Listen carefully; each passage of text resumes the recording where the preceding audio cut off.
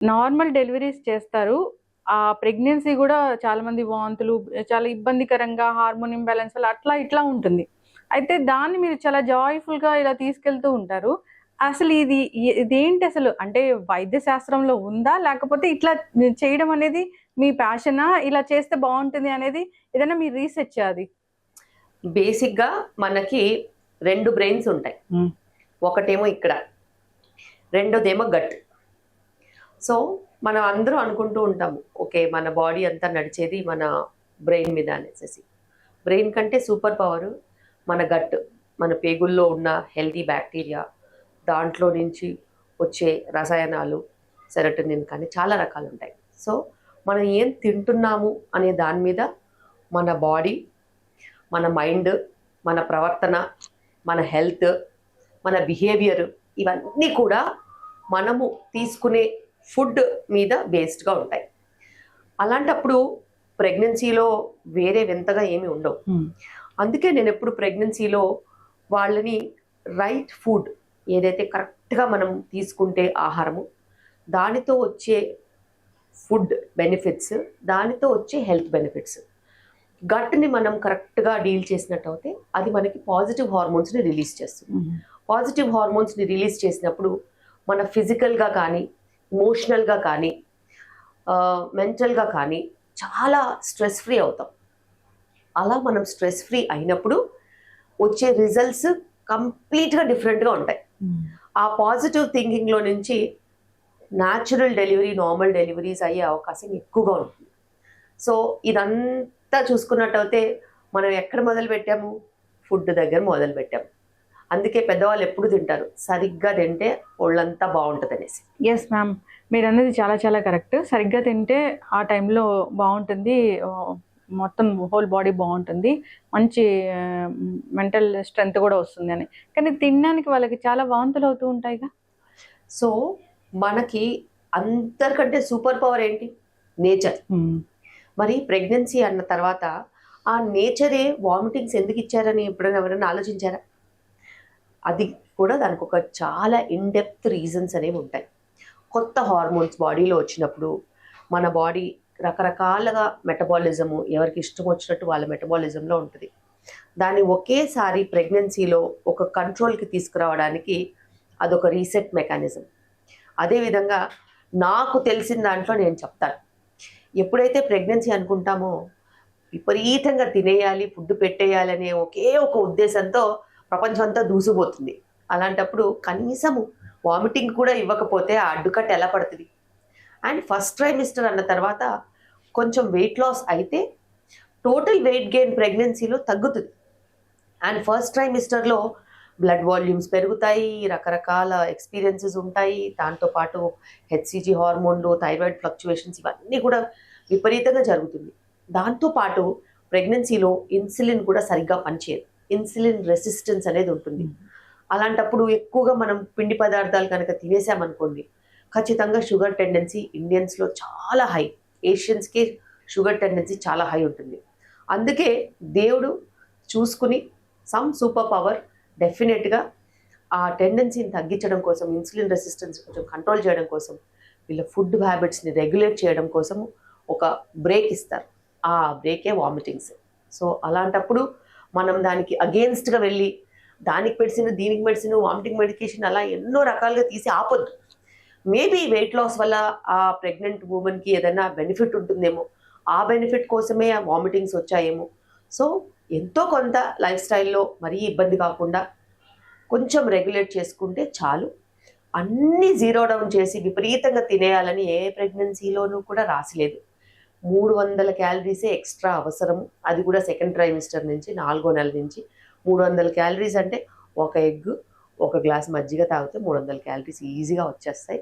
దీన్ని పక్కన పెట్టి ఫుడ్ అనేదే మెయిన్ అజెండా కింద ఇప్పుడు మదర్స్, వాళ్ళ మదర్ ఇన్ లాస్ కూర్చుని వర్క్ అంతా ఆపిచ్చేసేసి ఫుడ్ ఫుడ్ ఫుడ్ ఫుడ్ పెట్టి అందరినీ డయాబెటిక్ మదర్స్, డయాబెటిక్ బేబీస్ని పుట్టిస్తున్నారు. ఎస్, అంటే ప్రత్యేకమైన కేర్ అవసరమా లేదా?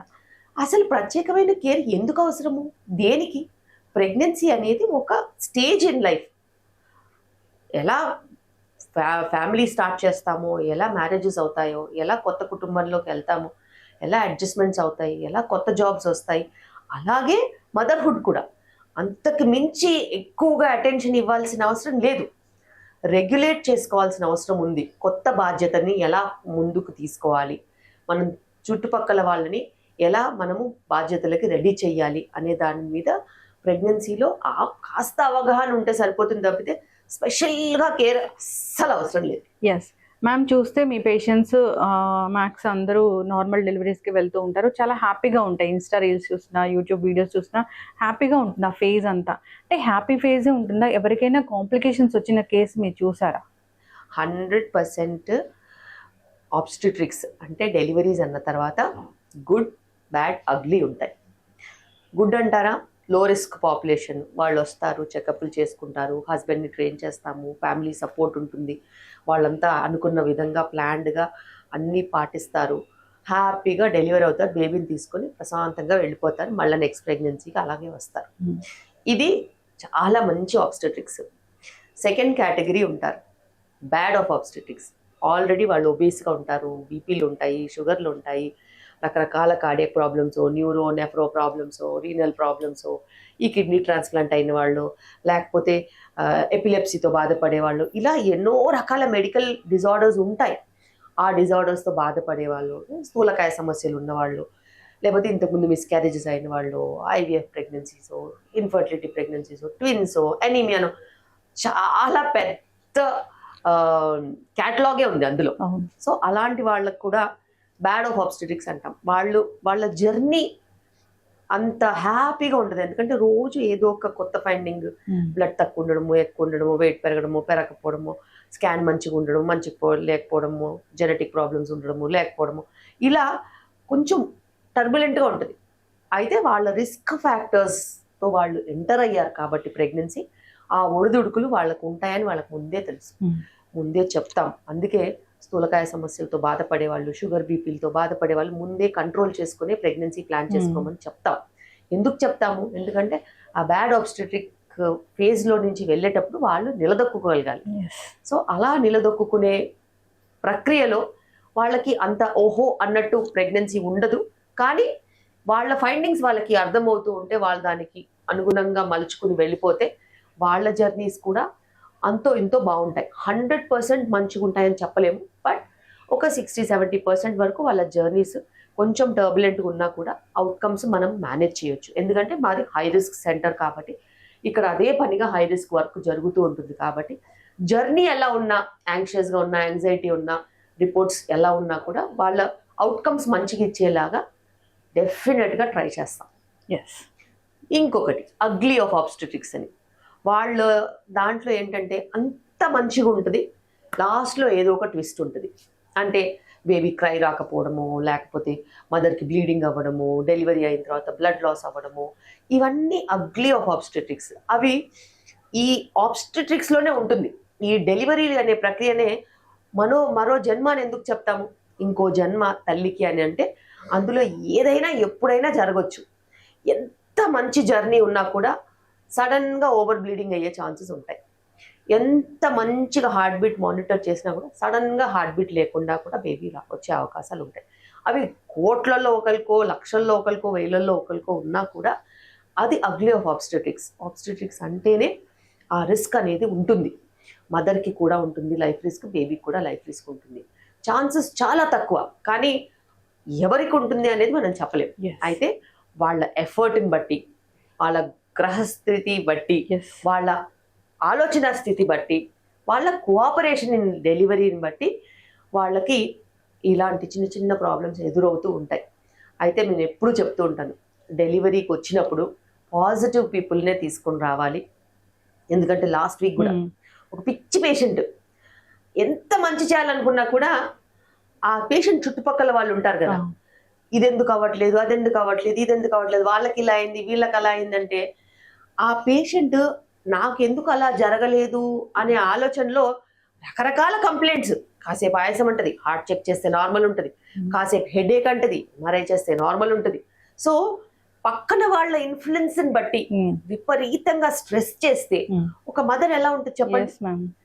ఎంత యాంగ్జైటీ ఇచ్చేస్తారంటే చుట్టుపక్కల వాళ్ళు, ఆఖరికి అబ్రప్షో అంటాం, ఎప్పుడో గానీ చూడం మరి, అలాంటివి కూడా జరిగిపోతాయి వీళ్ళ పడే స్ట్రెస్ కి. సో స్ట్రెస్ఫుల్ పీపుల్ ని చుట్టుపక్కల పెట్టుకుంటే ఏ మంచి జరగదు. ఖచ్చితంగా. సో అలాంటప్పుడే ఈ అగ్లీ అండ్ ఆబ్స్టెటిక్ సిచ్యువేషన్స్ వస్తాయి. మేము ఎదురు చూడని సిచ్యువేషన్స్ మా కళ్ళ ముందు నిలబడతాయి. Yes ma'am. నార్మల్ డెలివరీ వీళ్ళకి లేదు, సి సెక్షన్ వీళ్ళకి అట్లా కేటగిరీ ఉంటుందా?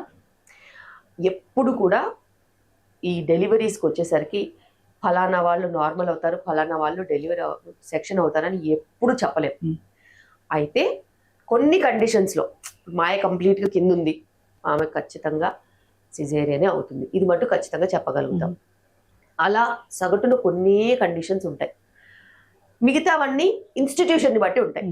ఫర్ ఎగ్జాంపుల్ చెప్తున్నాను, ట్విన్స్ అనుకోండి, ట్రైన్డ్ ట్విన్ డెలివరీ చేయలేని వాళ్ళు, వీబ్యాక్ డెలివరీస్ చేయలేని వాళ్ళు, బ్రీచ్ డెలివరీస్ చేయలేని వాళ్ళు ఉంటే వాళ్ళు సెక్షన్స్కి పెట్టుకుంటారు, ముందే చెప్పేస్తారు.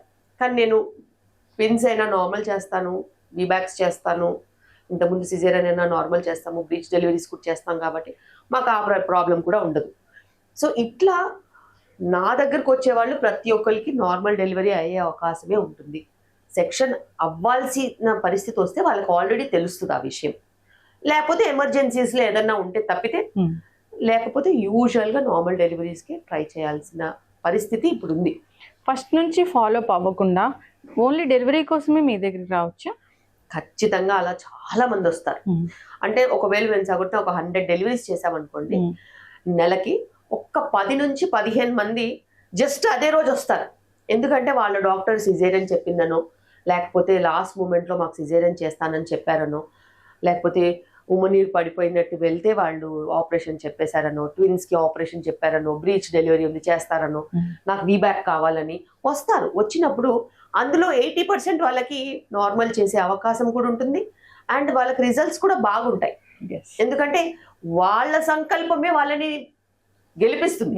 ఎప్పుడైనా కానీ ఒక ప్రెగ్నెంట్ మదర్కి చాలా డిటర్మినేషన్ ఉంటుంది, తనకి కావాలి అని అనుకుంటే అది కావాలంతే. అలా మనము ఎంకరేజ్ చేస్తే మనం అనుకునేది కూడా జరుగుతుంది, వాళ్ళు అనుకునేది కూడా జరుగుతుంది. ఎస్.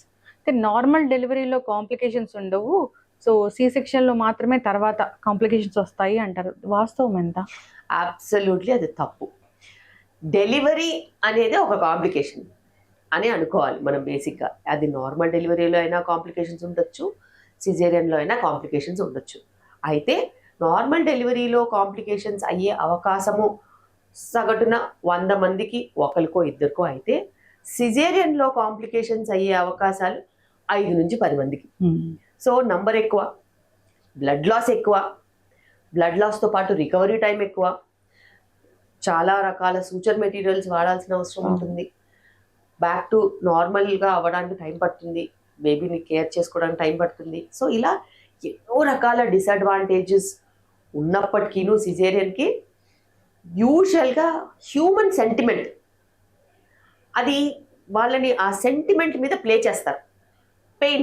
పెయిన్ అనే ఫ్యాక్టర్ మీద చాలా చాలా ఈ ప్లేయింగ్ అనేది జరుగుతుంది. పెయిన్ అనేది డెలివరీలో లేనప్పుడు ఎవ్వరూ ఆపరేషన్ చేయించుకోరు. మీరు చూడండి, ఎవ్వరు అసలు అడగరు. ఆ పెయిన్ అనే ఫ్యాక్టర్ మీదనే మళ్ళీ మళ్ళీ మళ్ళీ మళ్ళీ ప్రెగ్నెంట్ ఉమెన్ని దెబ్బతీసి వాళ్ళ బ్రెయిన్ అంతా పాడు చేసి, అందులో ఒక మాతృత్వం అనేది ఉంది, అందులో ఒక మంచి అనుభూతి అనేది ఉంది, అదే మదర్హుడ్కి బేసిస్. ఎందుకంటే సిజేరియన్ తర్వాత కూడా పెయిన్ ఉంటుంది, వారాలు ఉంటుంది, నెలలు ఉంటుంది. కానీ దాన్ని పక్కన పెట్టి ఓన్లీ లేబర్ పెయిన్నే హైలైట్ చేసి చాలా మూర్ఖంగా మనసులని మొత్తం చెలించేస్తారు. సో అది సమాజం ఎందుకు చేస్తుందో తెలియదు, ఆ దారి అసలు ఎందుకు పట్టారో కూడా అర్థం కావట్లేదు. అప్పటికి ఇప్పటికీ మారలేదా మ్యామ్? పెయిన్ తగ్గించడానికి కానీ ఏదైనా ఒకటి అడ్వాన్స్ ట్రీట్మెంట్ అనేది రాలేదా దానికోసం? బేసిక్గా బోలెడ్ అడ్వాన్స్ ట్రీట్మెంట్లు ఉన్నాయి. అయితే ఆ అడ్వాన్స్ ట్రీట్మెంట్ల వైపు వెళ్ళే లోపు కూడా ఆ కనీస అసౌకర్యం కూడా వాళ్ళు పెయిన్ కింద గుర్తించేసి దాన్ని ఎక్కువగా ఆలోచించేసేసి, చీమ కుట్టినా కూడా ఏదో పెద్దగా కాలిపోయినట్టు ఫీల్ అయిపోయడంతో అలా అవుతుంది. ఎస్. ఇంకా డాక్టర్గా మీకు ఇదొక పరీక్ష అనుకోవాలి నిజంగా. డాక్టర్ గారు, ఈ టైం ఈ ముహూర్తం బాగుంది, ఇప్పుడు సిజేరియన్ చేయండి అట్లాంటి పేషెంట్స్ కూడా వస్తూ ఉంటారు. ఏమనిపిస్తుంటుంది అలా వచ్చే వాళ్ళకి ఒకవేళ మెసేజ్ ఇవ్వాలంటే ఏమి ఇస్తారు డాక్టర్ గారు? నేనైతే మూఢనమ్మకాలకి పరాకాష్ఠగా ఉంటారు అందరూ. ఎందుకంటే చైల్డ్ బర్త్, ఒక బిడ్డ పుట్టిందంటే చాలా మందికి చాలా పర్సనల్గా ఫీలింగ్స్ ఉంటాయి. ఎందుకంటే ఆ బిడ్డకి ఏమీ జరగద్దు, ఆ బిడ్డ మంచి ముహూర్తంలో, మంచి టైంలో, మంచి క్షణంలో కూడా పుట్టాలనే ఉద్దేశంతో ఉంటారు. కానీ మీరు చూసుకున్నట్టయితే అసలు కొన్ని సంవత్సరాల ముందు అసలు ఇది ఏమీ లేదు. ఈ గ్రహస్థితులు కానీ వీటి గురించి కానీ దేని గురించి పెద్దగా ఆలోచనే ఉండదు. అసలు బిడ్డ పుట్టిన తర్వాత ఎన్నో నెలలకు తప్పితే వాళ్ళు రాసేవాళ్ళు కాదు. సో అంత ఒక మంచి సంస్కారం నుంచి ఇలాగా ఈ పండితులైనా కానీ ఎవరైనా కూడా ఇట్లా అసలే మరీ దారుణంగా తయారయ్యారు. అంటే వాళ్ళకి కనీసం ఇది ప్రకృతి, దీనికి మనము అగేన్స్ట్ గా వెళ్ళొద్దు అనే ఆలోచన కూడా లేదు. ముహూర్తాలు ఎలా పెడతారంటే అది నిమిషాల్లో కూడా పెట్టేస్తారు, ఫలానా నిమిషానికి డెలివరీ అవ్వాలని. అసలు వాళ్ళకి ఏమాత్రం ఆలోచన ఉన్నా అంత దౌర్భాగ్య స్థితిలో ఇప్పుడు పంచాంగాలు కూడా లేవు. ఎందుకంటే ఒక నక్షత్రం రావాలి వెళ్ళిపోవాలంటే కొన్ని గంటలు ఉంటుంది. అన్ని గంటలు ఆ నక్షత్రం ఉన్నప్పుడు అలా నిమిషాల్లో ఎలా పెడతారో నాకు అసలు అర్థం కాదు. సో అలా పెట్టే వాళ్ళని కూడా ఎంకరేజ్ పేషెంట్లు ఎందుకు చేస్తారో అర్థం కాదు. ఇప్పుడు అందరికీ అంతో ఎంతో ఆస్ట్రాలజీ తెలుసు కదా. ఇప్పుడు పలానా నక్షత్రం ఇంత టైంలోనే ఉంటుంది, ఇన్ని గంటల వరకు ఉంటుందని ఉంటుంది. అందులో నిమిషాల ముహూర్తం ఎందుకు పెడతారు, ఎలా పెడతారు, దేనికి పెడతారు, అసలు అదైతే నాకు అర్థం కాని. ఫేస్ చేశారా ఒకటి రెండైనా? చాలా. ఎందుకంటే ముహూర్తానికి డెలివరీ అనేది చాలా అదొక పిచ్చి. సో అలా పిచ్చిగా ఉన్నప్పుడు మన పేషెంట్ మనకి ఇంపార్టెంట్, పేషెంట్ సేఫ్టీ మనకి ఇంపార్టెంట్. వాళ్ళకి ముందు నుంచే మనం కౌన్సిల్ చేసి వాళ్ళు ఎట్టి పరిస్థితుల్లో కూడా ప్రీటర్మ్ కి వెళ్లకుండా మనం కాపాడగలిగితే అది ఫస్ట్ థింగ్. వీలైతే వాళ్ళకి ఫలానా రోజు మంచిది అనుకుంటే, ఫైండింగ్స్ మంచిగా ఉంటే ఇండ్యూస్ చేసి డెలివరీ చేసుకోవచ్చు, తల్లి బిడ్డ క్షేమంగా ఉంటారు అనుకుంటే. లేదు మరీ మూర్ఖంగా ఉన్నారు అని అంటే నేను వాళ్ళకి రిస్క్ చాలా చెప్పడం అవసరం. ఎందుకంటే ఈ జనరేషన్ వేరు, అంతకు ముందు జనరేషన్ వేరు, అంతకు ముందు జనరేషన్ వేరు. సో ఎవరెవరైతే ఇన్ఫ్లుయెన్స్ చేస్తున్నారో వాళ్ళ నుంచి వీళ్ళని కాపాడాల్సిన అవసరం యాజ్ అ గైనకాలజిస్ట్ నాకు ఉంటుంది. కాబట్టి మంచి చెడు మనం వాళ్ళకి వివరంగా చెప్తే ఇంకా వాళ్ళ డెసిషన్ వాళ్ళకి. ఖచ్చితంగా మ్యామ్ ప్రెగ్నెన్సీ అంతా ఒక ఫేజ్, డెలివరీ అవుతారు. సో కానీ ఇంటికి వెళ్ళాక అంతగా కేర్ తీసుకోరు, దానివల్ల కూడా కాంప్లికేషన్స్ వస్తాయి అంటారు. సో పోస్ట్ డెలివరీ ఎలాంటి కాంప్లికేషన్స్ వస్తాయి? మేము ఎంత మార్చాలనుకున్నా కూడా ఇప్పుడు ఈ సమాజంలో చాలా మూఢనమ్మకాలు ఉన్నాయి. ఈ సెకండ్ జనరేషన్ వాళ్ళు ఉన్నారు, అంటే మదర్ ఇన్ లా, చుట్టాలు, పిన్ని, వీళ్ళు వాళ్ళు చుట్టాలు, చుట్టుపక్కల వాళ్ళు, నేబర్స్, దాని తర్వాత అమ్మమ్మలు, నానమ్మలు, తాతమ్మలు, ఇలా. సో ఎవరి జనరేషన్ లో ట్రామా వాళ్ళు అట్లా క్యారీ చేస్తున్నారు. ఒకప్పుడు ఇంట్లో పాడి పంట, మేకలు, దాని తర్వాత పాడి కూడా ఉండేది, దాని తర్వాత కోళ్ళు ఉండేవి, ఎన్నో అందరూ కలిసి ఉండేవాళ్ళు. అలాంటప్పుడు ఒక సేఫ్ ఏరియా, అప్పుడే డెలివరీ అయిన మదర్కి ఆ రెస్ట్రిక్షన్, వేరే వాళ్ళని ఎంటర్ అవ్వనీయకుండా వాళ్ళకి సెక్లూడెడ్గా ఇచ్చి, వాళ్ళకి బయట నుంచి గాలి అది తగలకుండా అన్ని నీట్గా పెట్టి, వేడి నీళ్ళే మదర్కి ఇచ్చి, ఎందుకంటే వాటర్ బేస్డ్ డిసీజెస్ ఎన్నో వచ్చేసేసి కలరాలు గిరలాలు అవన్నీ చాలా ఉండేవి. సో వాళ్ళకి కాచిన నీళ్ళే ఇచ్చి ఇవన్నీ జాగ్రత్తలు ఒక 20-30 ఏళ్ల ముందు చేసేవాళ్ళు. ఇప్పుడు వాళ్ళు ఇప్పుడున్న పరిస్థితిలో అదే రెప్లికేట్ చేస్తారు, వేడి నీళ్ళు ఇస్తారు. ఎందుకు? మనకి పరిశుభ్రంగా దొరికే మంచినీళ్ళు ఉన్నాయి, వాటర్ ఫిల్టర్స్ ఉన్నాయి, ఇవన్నీ ఉన్నప్పుడు ఇప్పుడు వేడి నీళ్ళు ఇవ్వాల్సిన అవసరం ఏంటి?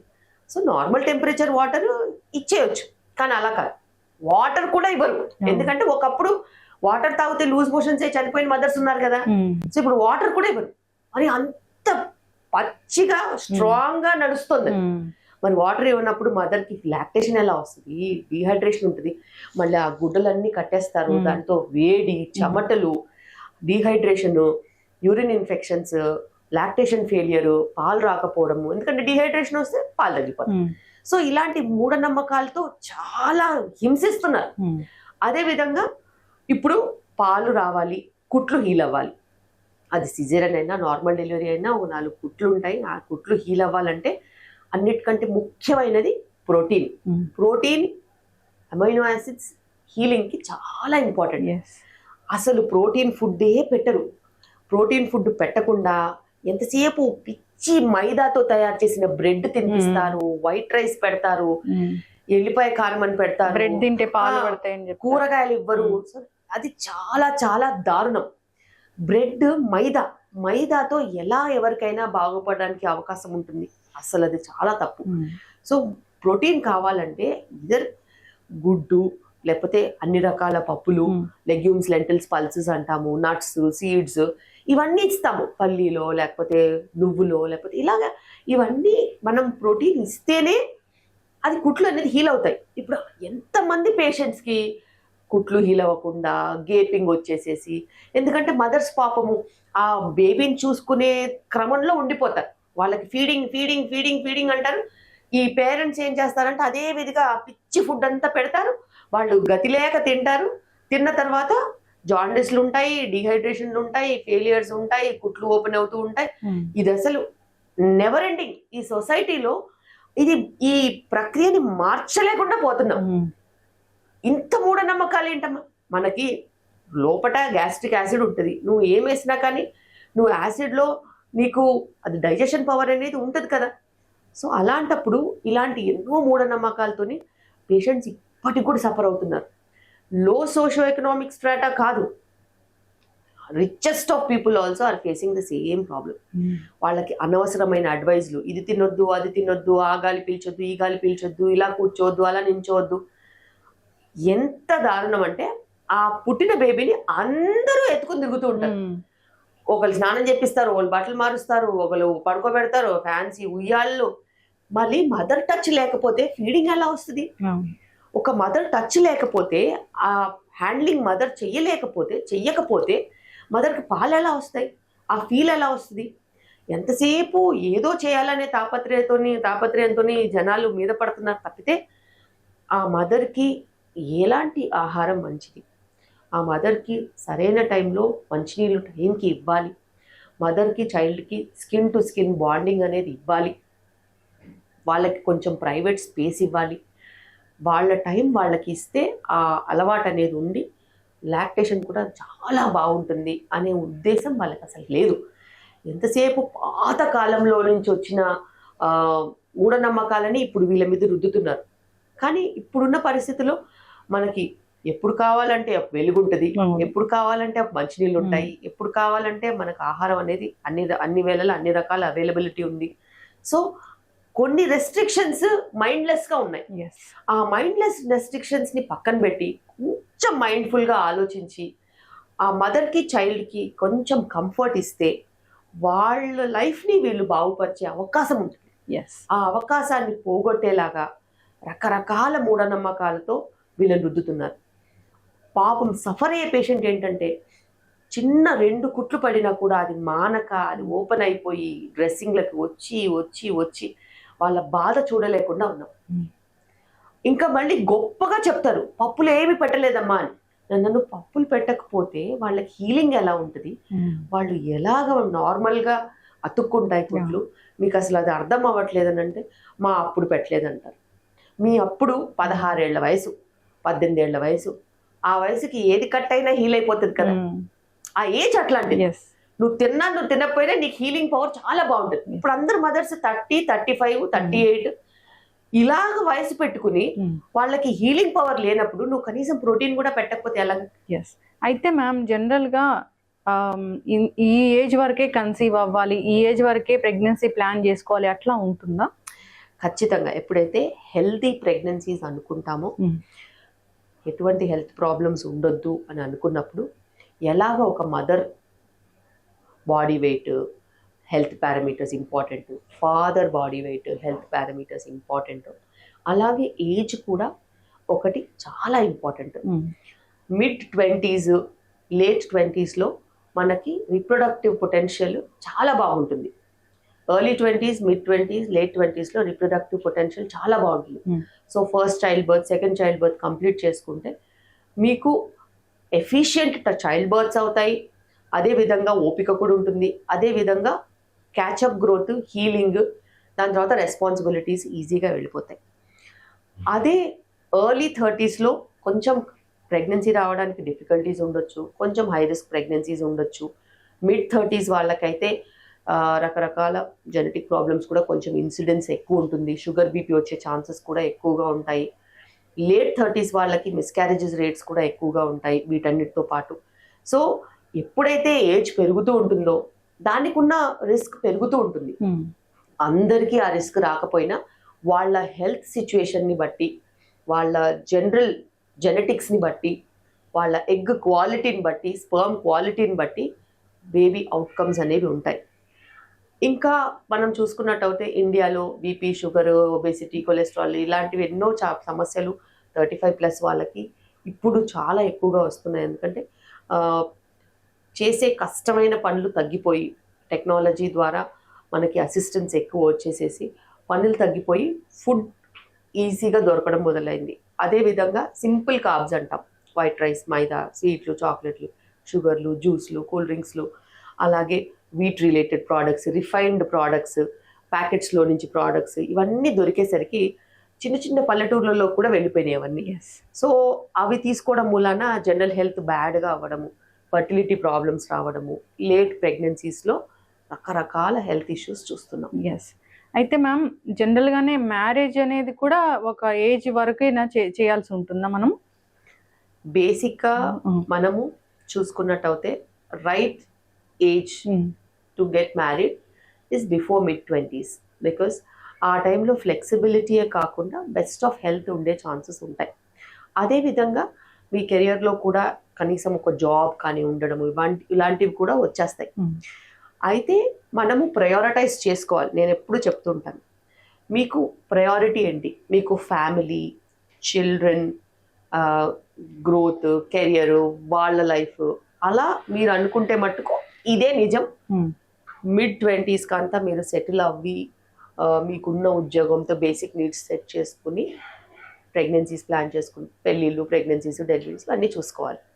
కొంతమందికి స్పెషల్ ప్రిఫరెన్సెస్ ఉంటాయి. వాళ్ళకి వాళ్ళ కెరియర్ అనేది ఇంపార్టెంట్ ఉంటుంది. కొన్ని విషయాల్లో వాళ్ళ చేతుల్లో కూడా ఉండదు. ఎందుకంటే కొన్నిసార్లు డాక్టర్స్ అనుకోండి, వాళ్ళు నెక్స్ట్ పోస్ట్ గ్రాడ్యుయేషన్ చేయాలి, లేదా సూపర్ స్పెషాలిటీ చేయాలి, ఇలాంటివి ఉంటాయి. అలాగే సాఫ్ట్వేర్ దాంట్లో కూడా కొన్ని ఛాలెంజింగ్ రోల్స్ ఉంటాయి. ఆ రోల్ వైపు వెళ్ళాలనుకున్నా కానీ వాళ్ళకి ఈ మ్యారేజ్ కానీ ఇవన్నీ కూడా కుదిరే అవకాశం కొంచెం తక్కువ ఉంటుంది. సో మీ ప్రయారిటీ కెరియర్ అయితే మటుకు మీరు అలా ఎంచుకున్నట్టు అయితే ఆ delay in marriage and reproduction తో ఉన్న కాన్సిక్వెన్సెస్ కి మీరు అప్పుడు రెడీగా ఉండాలి. అక్కడ దాకా వెళ్ళిన తర్వాత అయ్యో అనుకుంటే వెనక్కి రాదు ఏజ్. సో క్లారిటీ అనేది మీ ఆలోచన విధానంలో ఉండాల్సిన అవసరం ఉంది. Late marriages and late pregnancies, late deliveries, దాని తర్వాత లేట్ రెస్పాన్సిబిలిటీస్, ఎనర్జీస్ ఇవన్నీ కూడా చాలా తర్వాత కనుక మీరు రిగ్రెట్ అవుతే మీ time lost is lost. Yes, ఖచ్చితంగా మ్యామ్. అయితే ఒకవేళ సెకండ్ మ్యారేజ్ అయింది, మరి అది లేట్ గానే అవుతుంది, పిల్లలు కావాలనుకుంటే? సో ఇప్పుడు ఇండియాలో రిప్రొడక్టివ్ రైట్స్ ప్రకారంగా చాలా రూల్స్ ఉన్నాయి.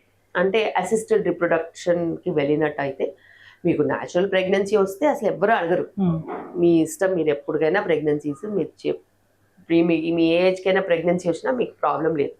కానీ ఒకవేళ లేట్ మ్యారేజెస్ అయ్యి లేకపోతే సెకండ్ మ్యారేజెస్ అయ్యి మీరు రిప్రొడక్టివ్ హెల్త్కి వెళ్ళినట్టు అయితే ART గైడ్ లైన్స్ అని ఉన్నాయి. అలా ART గైడ్ లైన్స్ ఇండియాలో ఇప్పుడు చాలా స్పష్టంగా ఉన్నాయి.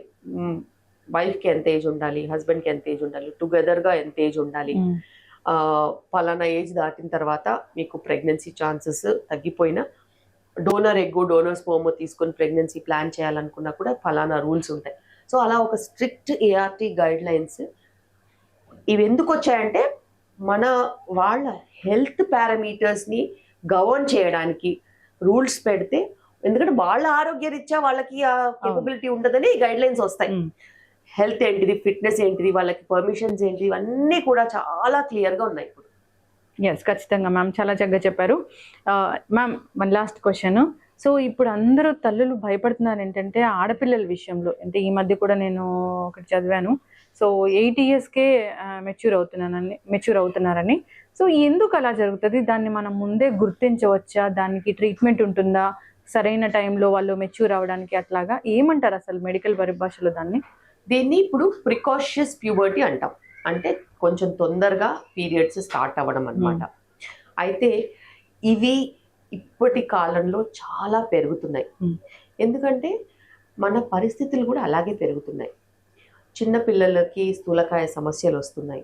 వాళ్ళు చాలా మటుకు గ్యాడ్జెట్స్ పట్టుకొని కూర్చుంటే ఆడుకోవడానికి వెళ్ళకపోయినా కానీ ఒకే దగ్గర కౌచ్ పొటాటోస్ అంటాం, కూర్చుని టీవీలు చూడడము, మొబైల్స్ చూడడము అట్లా చూస్తూ ఉంటే వాళ్ళకి స్థూలకాయ సమస్యలతో పాటు హార్మోన్ ఇంబ్యాలెన్స్తో పాటు చాలా అవలీలగా చాలా రకాల ఫుడ్ యాప్స్లో నుంచి ఫుడ్ ఆర్డర్ చేసేసుకోవడం, బయట ఫుడ్ ఎక్కువగా తినేయడం మూలాన కూడా వాళ్ళకి ఈ ఒబేసిటీ రిలేటెడ్ హై ఈస్ట్రోజన్ వచ్చేసేసి ఆ estrogen related changes, breast development, periods తొందరగా స్టార్ట్ అయిపోవడం, ఇవన్నీ కూడా. ఇవి కాకుండా మళ్ళీ హార్మోన్స్, ఎక్స్టర్నల్ హార్మోన్స్ యూజ్ చేసే కాస్మెటిక్స్లో ఎక్స్టర్నల్ హార్మోన్స్ ఉంటాయి. ఇప్పుడు మిల్క్ రిలేటెడ్ ప్రోడక్ట్స్, మిల్క్లో కూడా ఎక్స్టర్నల్ హార్మోన్స్ ఉంటాయి. సో ఇలాగా కొన్ని వందల పరిస్థితుల మధ్యలో ఈ పిల్లలు పెరుగుతున్నారు.